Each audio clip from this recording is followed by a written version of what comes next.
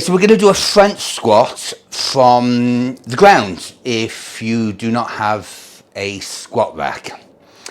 So to begin, we're going to have to do a clean first. So for instructions on the clean, you need to see my exercise library for cleans. Make sure you know how to clean properly, because I'm not going to go into too much detail. I'm going to do a silent demonstration first, and then I'm going to talk about it. Very wise to wear a belt to support your lumbar region when you're doing an exercise like this. Okay?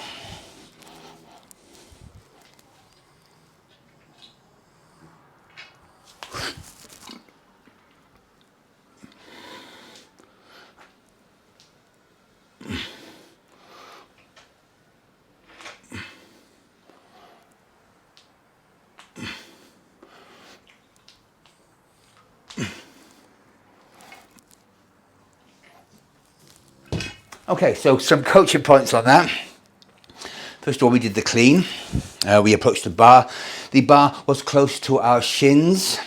We always keep it close to the body when it travels up powerfully. And we squat down into a deadlift position. And then with one explosive motion, we clean up. Then, this is the tricky part. We need to keep our elbows as high as possible to get that bar to stay in position. If you notice, my elbows were not very high, but I managed because maybe it's my muscularity, maybe it's because I haven't done enough flexibility work lately, or maybe it's my age, but I couldn't really get my elbows right pointed to the ceiling like some, cross trainers or Olympic lifters. Unfortunately, I can't be perfect, but they managed. And do you know what? If it's awkward and uncomfortable, as long as it's not an awkward and uncomfortable on the joints, but if it's awkward and uncomfortable, keeping it there, in a way, good, because it means you need to go light. You need to start light with these. This is not just a leg exercise for that reason. It's a shoulder exercise because your shoulders are keeping it there. It's a core exercise because you're stabilizing the weight, keeping it in place. This will make you work in different ways, and it's a few exercises in one, especially as we started with the clean and we ended up with the clean. There's a bit of a deadlift at the start there, a bit of everything. Okay, so I'm just running through it again, and I'm going to talk about it. Okay, the bar is over midfoot. It is close to the shin because it's going to travel up explosively close to the body. Okay, I'm just going to move back a little bit so I don't hit my dog there. Okay, now we grab it under the fingertips. We don't grab it tight because that bar is going to need to move.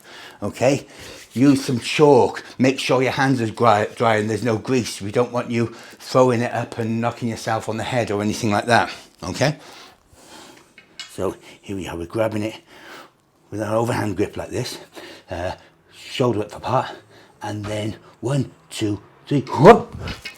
Okay, and now we're in position. Okay, tight glutes, tight core, elbows high, and then we're in front squats position. Our feet are shoulder width apart and pointed slightly outwards. Big breath in. 1. Okay. 2. Keeping those elbows as high as possible. Of course, the bar now, don't be afraid for the bar to be rolling back into the fingers, into the curves of the fingers. It's not on your palm anymore. And the ledge of your upper pecs and delts here are what's supporting it along that clavicular region. Okay, so you're not grabbing it like this, otherwise you're going to fall forward. You're just letting it roll back. Don't worry, because it's going to be in position because your elbows are going to be high, aren't they? And mine are just about as high enough. Again, it's not an exercise we need to go heavy on.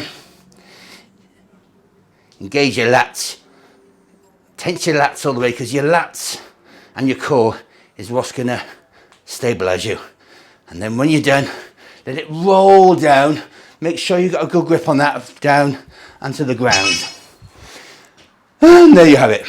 So that is excellent for if you want a good whole body workout really, which is going to give you that benefit for your quads as well that the squats do and the front squats do, and you haven't got a sufficient squat rack available for whatever reason. So good luck with that one.